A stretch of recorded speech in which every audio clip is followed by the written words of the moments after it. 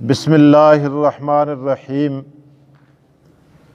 یا بنی اسرائیل اذکروا نعمتی التی انعمت علیکم واوفوا بعہدی اوف بعہدکم وایای فارہبون وآمنوا بما انزلت مصدقا لما معکم ولا تکونوا اول کافر بہ ولا تشتروا بآیاتی ثمنا قلیلا وَإِيَّايَ فَاتَّقُونِ وَلَا تَلْبِسُوا الْحَقَّ بِالْبَاطِلِ وَتَكْتُمُوا الْحَقَّ وَأَنْتُمْ تَعْلَمُونَ وَأَقِيمُوا الصَّلَاةَ وَآتُوا الزَّكَاةَ وَارْكَعُوا مَعَ الرَّاكِعِينَ أَتَأْمُرُونَ النَّاسَ بِالْبِرِّ وَتَنْسَوْنَ أَنفُسَكُمْ وَأَنْتُمْ تَتْلُونَ الْكِتَابَ أَفَلَا تَعْقِلُونَ وَاسْتَعِينُوا بِالصَّبْرِ وَالصَّلَاةِ وَإِنَّهَا لَكَبِيرَةٌ إِلَّا عَلَى الْخَاشِعِينَ الَّذِينَ يَظُنُّونَ أَنَّهُمْ مُلَاقُو رَبِّهِمْ وَأَنَّهُمْ إِلَيْهِ رَاجِعُونَ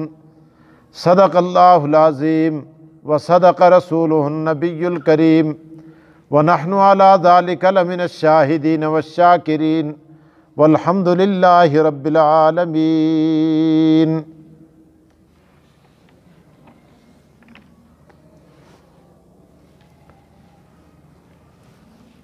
یا بنی اسرائیل اذکروا نعمتی التی انعمت علیکم، اے یعقوب علیہ السلام کے بیٹو، یاد کرو میری ان نعمتوں کو جو میں نے تم پر کی۔ وَأَوْفُوا بِعَہْدِی أُوفِ بِعَہْدِکُم، تم میرا وعدہ پورا کرو میں تمہارا وعدہ پورا کروں گا۔ وَإِيَّايَ فَارْہَبُونَ، اور مجھی سے ڈرو۔ وَآمِنُوا بِمَا أَنزَلْتُ مُصَدِّقًا لِمَا مَعَكُمْ، اور ایمان لے آؤ اس چیز پر جو میں نے اتاری اور تصدیق کرنے والی ہے اس کی جو تمہارے پاس ہے۔ وَلَا تَكُونُوا أَوَّلَ كَافِرٍ بِهِ، اس کے پہلے کافر مت بنو۔ وَلَا تَشْتَرُوا بِآیَاتِی ثَمَنًا قَلِیلًا، مت بیچو میری آیتوں کو تھوڑے داموں پر۔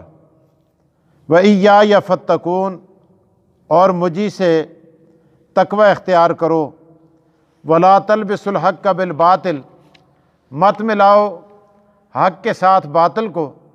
وَتَكْتُمُوا الْحَقَّ وَأَنْتُمْ تَعْلَمُونَ، اور تم حق کو چھپاتے ہو اور تم جانتے بھی ہو۔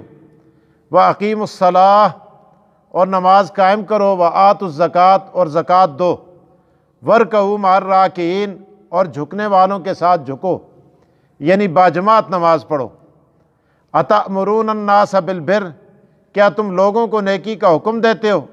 وَتَنْسَوْنَ أَنفُسَکُمْ، اور اپنے آپ کو بھلا بیٹھے ہو۔ وَأَنْتُمْ تَتْلُونَ الْکِتَابَ، اور تم کتاب پڑھتے ہو۔ أَفَلَا تَعْقِلُونَ، کیا پھر بھی عقل نہیں رکھتے؟ وَاسْتَعِینُوا بِالصَّبْرِ وَالصَّلَاةِ، مدد مانگو صبر اور نماز کے ساتھ۔ وَإِنَّهَا لَكَبِیرَةٌ إِلَّا عَلَى الْخَاشِعِینَ، اور بے شک یہ نماز بوجھل ہے سوائے ان لوگوں کے جو عاجزی کرنے والے ہیں۔ الذین یظنون انہم ملاقو ربہم، اور وہ لوگ ہیں جو گمان رکھتے ہیں کہ بے شک وہ ملیں گے اپنے رب سے۔ وانہم الیہ راجعون، اور وہ اسی کی طرف لوٹائے جائیں گے۔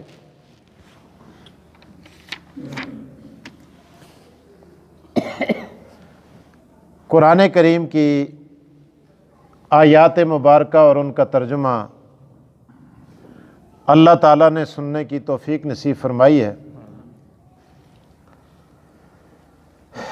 آپ کو یاد ہوگا سابقہ آیات کے اندر بھی اللہ پاک نے ایک خطاب کیا تھا یا ایھا الناس کہہ کر۔ یا ایھا الناس اعبدوا ربکم الذی خلقکم والذین من قبلکم لعلکم تتقون، وہ خطاب عام تھا، اور اس کے اندر اللہ نے اپنی عام نعمتوں کا ذکر کیا جو تمام کے تمام لوگوں پر تھی، اپنوں پر، بیگانوں پر، ماننے والوں پر، نہ ماننے والوں پر، کافروں پر، مسلمانوں پر۔ کیونکہ اللہ فرماتے ہیں یا ایھا الناس اعبدوا ربکم، اللہ ربوبیت سب کی کرتا ہے نا، سب کو پالتا ہے کہ نہیں؟ یا کافر اپنے آپ کو آپ پالتے ہیں؟ خدا پال رہا ہے، جو نہیں مانتے ان کو بھی پال رہا ہے۔ اور پھر آگے فرمایا الذی خلقکم، اللہ نے سب کو پیدا کیا ہے، ان کے آباء و اجداد کو بھی پیدا کیا، اور پھر آگے اللہ پاک آسمانوں کا ذکر کرتے ہیں، سورج کا ذکر کرتے ہیں، چاند کا ذکر کرتے ہیں، پہاڑوں کا ذکر کرتے ہیں، بارش کا ذکر کرتے ہیں، اناج کا ذکر کرتے ہیں، خوراک کا ذکر کرتے ہیں۔ تو یہ ساری چیزیں سب کے لیے ہیں نا۔ تو اللہ تعالیٰ نے جو عمومی انعامات تھے، عمومی خطاب کے ساتھ اللہ تبارک و تعالیٰ نے عام انعامات کا ذکر کیا تھا۔ اب یہاں سے اللہ پاک ارشاد فرماتے ہیں یا بنی اسرائیل، اب بنی اسرائیل پر جو اللہ نے خاص نعمتیں کی تھی، اللہ تعالیٰ خاص خطاب کر کے یعقوب علیہ السلام کی اولاد کو، بنی اسرائیل کو، اور ان پر جو انعامات اللہ پاک نے فرمائے، ان نعمتوں کا اللہ پاک تذکرہ یہاں سے فرما رہے ہیں۔ بنی اسرائیل، یا بنی اسرائیل یعقوب علیہ السلام کا لقب تھا، اسرائیل، اس کا معنی ہوتا ہے عبداللہ، جیسے کہتے ہیں عبداللہ اللہ کا بندہ۔ تو یا بنی اسرائیل، اسرائیل چونکہ عبرانی زبان کے اندر اللہ کے بندے کو کہتے ہیں، اس کا معنی عربی کے اندر عبداللہ بنتا ہے، تو یا ہماری اردو کی زبان میں بنتا ہے اللہ کا بندہ۔ تو یا بنی اسرائیل، اے اللہ کے بندے کے بیٹو، اے یعقوب علیہ السلام کی اولاد، یا بنی اسرائیل اذکروا نعمتی اللتی، یاد کرو میرے ان انعامات کو جو میں نے تم پر کیے۔ اللہ تعالیٰ فرماتے ہیں دیکھو میں نے کیا انعامات کیے، کہ تم تو فرعون کے زیر تسلط تھے، وہ کیا کیا عذاب تمہارے اوپر ڈھاتا تھا فرعون۔ قرآن کریم آگے جا کر کہتے ہیں انہی چیزوں کا تذکرہ کرتے ہوئے، یذبحون ابناءکم ویستحیون نساءکم، تمہارے بچے پیدا ہوتے ہی ان کو ذبح کر دیا کرتا تھا اور تمہاری بچیوں کو زندہ چھوڑتا تھا۔ اب آپ نے دیکھا موسیٰ علیہ السلام، اسی طرح ان کو دریا کے اندر ڈالا گیا، پھر فرعون کی گود کے اندر پالا گیا، کتنا لمبا بہت سارے پروسیس کے ساتھ اللہ پاک نے یہ سارا، پھر انہی کے ہاتھ سے اللہ تعالیٰ نے فرعون کو غرق کیا۔ تو اللہ تعالیٰ فرماتے ہیں دیکھو یذبحون ابناءکم ویستحیون نساءکم وفی ذالکم بلاء من ربکم عظیم، اس میں تمہارے بڑے رب کی طرف سے تمہارے لیے آزمائش تھی، تو تم یاد نہیں کرتے؟ اللہ فرماتے میرے ان نعمتوں کو، کہ تمہیں وہاں سے نکالا، فرعون کی غلامی سے، تمہیں اس کے تسلط سے میں نے تمہیں آزادی دلائی، اور پھر شام کے اندر اللہ پاک فرماتے ہیں مصر سے اللہ پاک شام میں لائے، اور شام کے اندر تم کو اللہ پاک نے حکم بنا دیا۔ اب اللہ فرماتے ہیں میرے ان انعامات کا تقاضا تو یہ تھا کہ تم کبھی میرے سامنے سر نہ اٹھاتے، اور تم نے تو حد کر کے رکھ دیے۔ پھر اللہ پاک فرماتے ہیں من اور سلوہ، تیتر اور بٹیر، طرح طرح کی نعمتیں اللہ پاک فرماتے ہیں میں نے تمہارے اوپر کی، لیکن اس کے باوجود تم نے انبیاء کو قتل کیا، شہید کیا انبیاء علیہ الصلوۃ۔ یعقوب علیہ السلام سے لے کر، یہ بنی اسرائیل ہے نا، کس کی اولاد ہیں؟ یعقوب علیہ السلام کی۔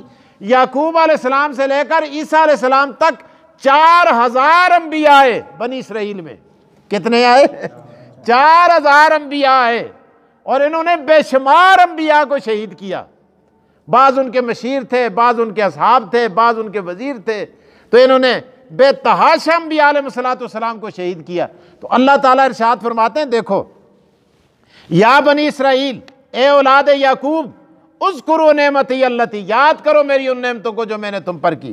اوفوا بعہدی اوف بعہدکم، تم میرا وعدہ پورا کرو، تم نے میرے ساتھ جو وعدہ کیا تھا، اللہ فرماتا کیا وعدہ کیا تھا؟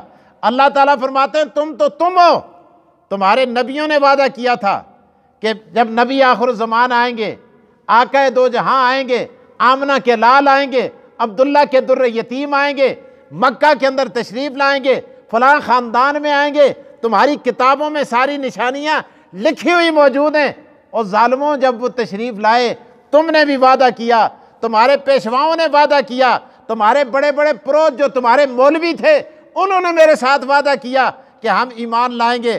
اللہ ہم تو جب تمہاری کافروں کے ساتھ لڑائی ہوا کرتی تھی تم یہ کہا نہیں کرتے تھے، اللہ فرماتے ہیں تم یہ نہیں کہتے تھے کہ اے اللہ جو آخر میں آنے والا نبی ہے، جس کی نشانیاں ہماری کتاب تورات کے اندر موجود ہیں، اللہ اس کے صدقے ہمیں فتح نصیب فرما۔ خدا کہتا ہے میں تمہیں فاتح بنا دیا کرتا تھا، فاتح تم بنے، حکومتیں تم نے کی، تسلط تمہارا جمایا، روب تمہارا جمایا۔ اس کا تقاضا تو یہ تھا کہ تم اس نبی پر ایمان لے آتے۔ اوفو بعہدی، تم میرا وعدہ پورا کرتے، اوفی بعہدکم، میں تمہارا وعدہ پورا۔ میں نے کیا وعدہ کیا تھا؟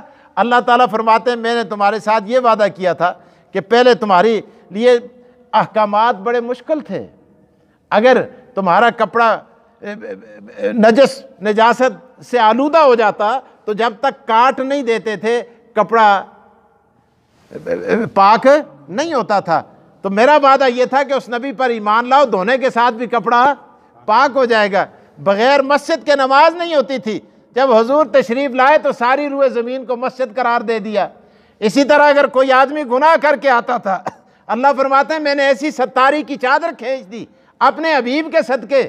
پہلے تو تم گناہ کرتے تھے، تمہارے ماتھے پہ لکھ دیا جاتا تھا کہ یہ زنا کر کے آئے، یہ چوری کر کے آئے، یہ ڈاکہ زنی کر کے آئے، یہ جھوٹ بول کے آئے، یہ فلاں کام کر کے آئے، یہ شراب پی کے آئے، تمہارے ماتھے پہ لکھا ہوا ہوتا تھا۔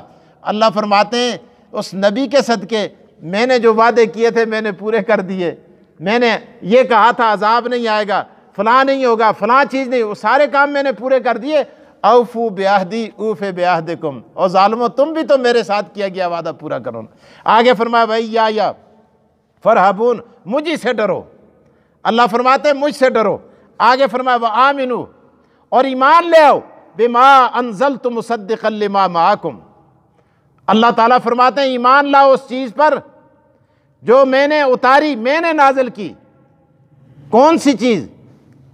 قرآن کریم، مصدقا لما معکم، اور وہ قرآن اس کی بھی تصدیق کرتا ہے جو تمہارے پاس ہے۔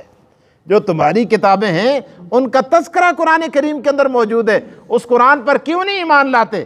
اور آگے فرمایا وَلَا تَكُونُوا أَوَّلَ كَافِرٍ بِهِ، اور ظالموں پہلے کافر نہ بنو۔ لوگ دیکھتے ہیں مشرک وہ تو جاہل ہے۔ آج بھی بعض لوگ کہتے ہیں مولوی صاحب اسی تے جاہل ہاں، اسی تے انے ہاں، اساں کو کوئی پتہ نہیں، تساں کو تے دین دا پتہ سا، تسی تے کام نہ کرو، آختن کے نہیں آتے، اور تساں نالے گل نہیں جڑ دی، اسی تے انے ہاں، ہمیں کیا پتہ ہے بھائی؟ تو اللہ تعالیٰ فرماتے ہیں تم نے تو کتاب پڑھی ہے، تم نے تو تورات پڑھی ہے، یہ تو بدو تھے، یہ تو اونٹ چرانے والے تھے، یہ تو بکریاں چرانے والے تھے، ان کو کیا پتہ ہے؟ تمہیں تو پتہ تھا نا کہ وہ نبی آخر الزمان آنے والا ہے۔ وَلَا تَكُونُوا أَوَّلَ كَافِرٍ بِهِ، تم انکار کر کے پہلے کافر کیوں بنتے ہو کہ بعد میں جتنے بھی لوگ کافر بنیں گے یہ ڈبل تمہارے بھی نام اعمال کے اندر اس کفر کا وبال لکھا جائے گا۔ اور آگے فرمایا وَلَا تَشْتَرُوا بِآيَاتِي ثَمَنًا قَلِيلًا، مت بیچو۔ یہودیوں کے مولویوں کی یہ عادت تھی نا کہ ان کے پاس کوئی بھی آدمی آتا جی فلاں کام اس طرح کرنا واسطہ جی کہ روزے رکھنے کی کوئی ضرورت نہیں ہے، فلاں کام اسی جی ہاں اساں کوان کے استے جیباں میں باؤ پڑھو تو بھائی تو تمہیں کوئی کرنے کی ضرورت نہیں ہے۔ اور وہ تورات کے اندر بھی تغیر تبدل کرتے، غلط فتوے دیتے، غلط مسئلے لکھتے، غلط مسئلے لوگوں کو بتاتے اپنا پیٹ پالنے کے لیے۔ یہ چودھری صاحب ہے، یہ خان صاحب ہے، یہ نواب صاحب ہے، یہ امیر صاحب ہے، یہ فلانا صاحب ہے صاحب، ان کی پاسداری کرنے کے لیے، ان کی دل جوئی کے لیے وہ اللہ کی آیتوں کو فروخت کرتے، ان کے اندر تغیر تبدل کرتے تھے۔ تو اللہ تعالیٰ نے اس کا تذکرہ بھی کیا وَلَا تَشْتَرُوا بِآيَاتِي ثَمَنًا قَلِيلًا، اور ظالموں تھوڑے پیسے لے کر تھوڑے دنیا تو ہے کہ کل متاع دنیا قلیل، ساری دنیا بھی اگر کوئی کسی کو لا کے دے دیتا ہے ایک آیت کا معاوضہ بن سکتی ہے؟ نہیں بن سکتی۔ تو اللہ فرماتے ہیں یہ دنیا چند روزہ دنیا، یہ حقیر دنیا جس کی قیمت مچھر کے پر کے برابر بھی نہیں، اور ظالموں یہ لے کر تم نے اپنی عاقبت خراب کر دی، اپنی عاقبت کو گنوا دیا۔ اور آگے فرمایا بھائی یا فتقون، اور میرا تقوی اختیار کرو، مجھے سے ڈرو۔ آگے فرمایا وَلَا تَلْبِسُوا الْحَقَّ بِالْبَاطِلِ، مت ملاؤ حق کے ساتھ باطل کو۔ تمہیں پتہ ہے یہ نبی سچا ہے، یہ قرآن سچا ہے، اسلام سچا ہے، مسلمان سچے ہیں، یہ دین سچا ہے، تو کیوں ظالم و ظلم کرتے ہو؟ تمہیں تو پتہ ہے۔ یہودیوں کو اللہ تعالیٰ یہ یا بنی اسرائیل، اسرائیل کے بیٹے کون ہیں؟ یہودیوں کو اللہ خطاب کر کے کہتے ہیں وَتَكْتُمُ الْحَقَّ وَأَنْتُمْ تَعْلَمُونَ، اور تم حق چھپاتے اور تم جانتے بھی ہو۔ کتمان حق اسی سے ہے نا، حق کو چھپانا جان بوجھ کر، اس لیے کہا جاتا ہے اس کا بہت بڑا وبال ہے اگر کوئی مولوی مسئلہ جانتے ہوئے اس کو چھپاتا ہے کہ میں اگر مسئلہ بتاؤں گا میری امامت چلی جائے گی، میری خطابت چلی جائے گی، میری فلاں چیز جانے دو جاتی ہے۔ بھائی رزق کس کے ہاتھ میں؟ اللہ کے ہاتھ میں۔ جو مسئلہ چھپاتا ہے، قرآن کی آیت چھپاتا ہے، اس سے بڑا مداحن کائنات میں اور کوئی نہیں ہو سکتا۔ اس لیے فرمایا وَتَكْتُمُ الْحَقَّ وَأَنْتُمْ تَعْلَمُونَ، اور تم حق کو چھپاتے اور تم جانتے ہو۔ آگے فرمایا وَأَقِيمُوا الصَّلَاةَ وَآتُوا الزَّكَاةَ، نماز قائم کرو اور زکوٰۃ دو۔ اور حضور علیہ السلام تورات کا کوئی صفحہ ایسا خالی نہیں تھا جس میں محمد مصطفیٰ کی بشارت نہ ہو۔ ایک یہودی عالم تھے حضرت عبداللہ بن سلام کہہ دیں رضی اللہ تعالی، اسلام لائے، تورات کے حافظ تھے، تورات کے بہت بڑے عالم بھی تھے۔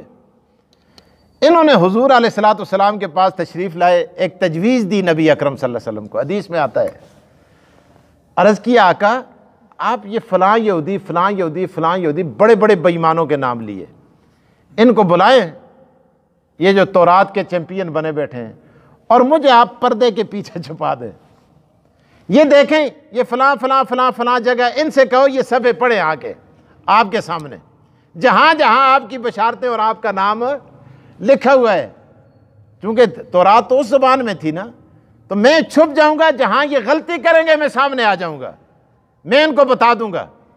تو وہ چھپ کے بیٹھ گئے، حضور علیہ الصلوۃ والسلام نے بلایا تورات کے بڑے علماء، بڑے عالم یہودیوں کے، اسی لیے قرآن بار بار تذکرہ کرتا ہے، اور بڑی ڈٹائی کے ساتھ بڑے روبدار انداز کے اندر اللہ تبارک و تعالیٰ ان کا ذکر کرتے ہیں، بڑے بے ایمان تھے۔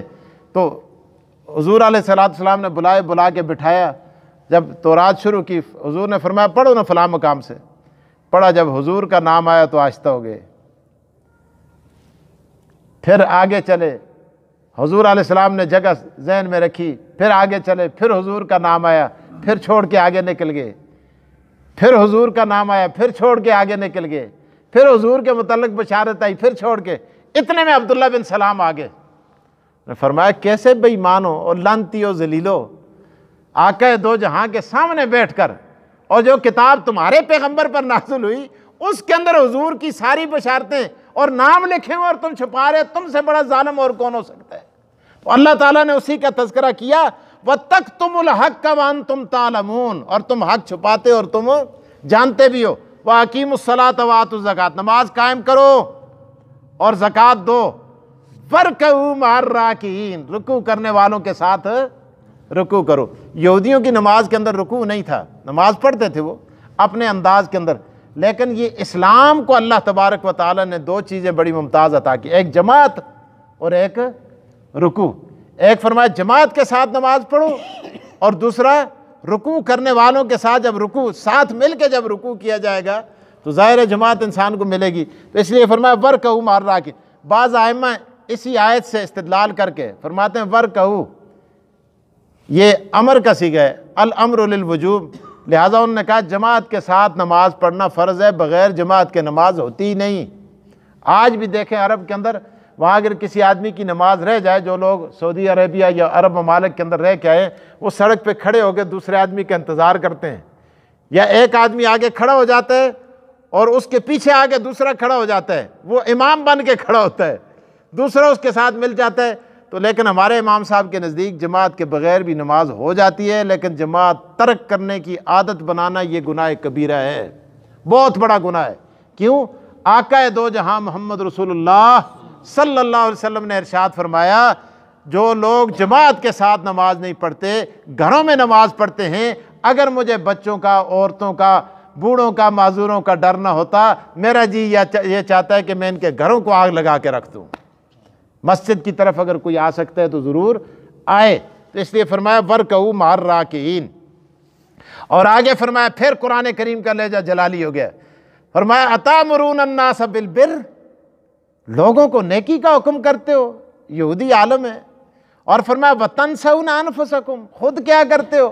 پیسے بنا رہے ہو، وَأَنْتُمْ تَتْلُونَ الْكِتَابَ، اور تم تورات کو پڑھتے بھی ہو، أَفَلَا تَعْقِلُونَ، کیا تمہیں عقل نہیں؟ آگے فرمایا وَاسْتَعِینُوا بِالصَّبْرِ وَالصَّلَاةِ، دباؤ اپنی خواہشات کو اور مدد طلب کرو نماز کے ساتھ اور صبر کے ساتھ، وَإِنَّهَا لَكَبِيرَةٌ إِلَّا عَلَى الْخَاشِعِينَ، یہ نماز بوجھل ضرور ہوتی ہے لیکن خشوع کرنے والے، عاجزی کرنے والے لوگوں پر بوجھل نہیں ہوتی۔ جب بھی کوئی آندھی چلتی، کوئی مسئلہ، کوئی پریشانی پیش آ جاتی، کوئی وبا آ جاتی، کوئی بھی وبال آ جاتا، حضور علیہ الصلوۃ والسلام فوراً نماز کی طرف متوجہ ہو جاتے تھے، اور نماز کے ساتھ اس وبا کو اور وبال کو ٹالتے تھے۔ تو اسی لیے فرمایا الذین یظنون انہم ملاقوہ، اللہ اکبر۔ اب فرمایا یہ خاشعین کون ہیں؟ ان کی صفت اللہ بیان فرمایا، الذین، وہ لوگ، یظنون انہم ملاقو ربہم، جو لوگ گمان کرتے ہیں کہ وہ اپنے رب سے ملیں گے، وانہم الیہ راجعون، اور وہ اسی کی طرف لوٹائے جائیں گے۔ فرمایا رب سے ملنے کی وہ امید رکھتے ہیں، اور خدا کہتے ہیں میں کس کو ملتا ہوں، میرا قرب کس طرح ملتا ہے؟ فرمایا وَاسْجُدْ وَاقْتَرِب، جتنے زیادہ سجدے کرے گا، جتنی نمازیں پڑھے گا، اتنا ہی میں خدا تجھے اپنے قریب کرتا چلا جاؤں گا۔ اللہ تعالیٰ مجھے اور آپ کو عمل کی توفیق دے۔ وآخر الدعوات